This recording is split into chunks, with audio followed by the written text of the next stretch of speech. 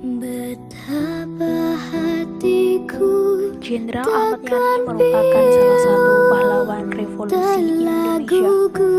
Jenderal TNI Ahmad Yani lahir di Purworejo 19 Juni 1922 dan wafat di Lubang Buaya, Jakarta 1 Oktober 1965. Pendidikan formal diawalinya dari sekolah dasar di daerah Bogor yang diselesaikannya pada tahun 1935.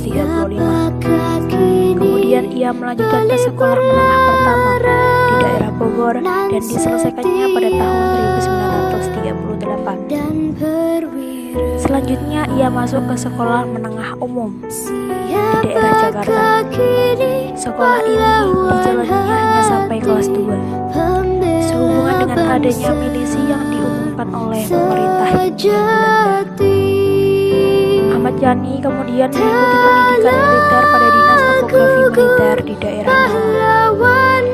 Dari sana ia mengawali karir militernya dengan pangkat sersan. Kemudian setelah tahun 1942, yakni setelah penduduk Jepang berada di Indonesia, ia juga mengikuti pendidikan di Magelang. Dan selanjutnya ia masuk Tentara Pembela Tanah Air atau PETA di daerah Bogor. Berbagai prestasi pernah diraihnya pada masa perang kemerdekaan. Ahmad Yani berhasil menyita senjata Jepang di daerah Magelang. Setelah TKR atau Tentara Keamanan Rakyat dibentuk, ia diangkat menjadi Komandan TKR Purwokerto. Ketika agresi militer Belanda pertama terjadi, pasukan Ahmad Yani beroperasi di daerah Pingit berhasil menahan serangan Belanda di daerah tersebut. Setelah Indonesia mendapatkan pengakuan kedaulatan, ia diserahi tugas untuk melawan Darul Islam atau Tentara Islam Indonesia yang membuat kekacauan di daerah Jawa Tengah.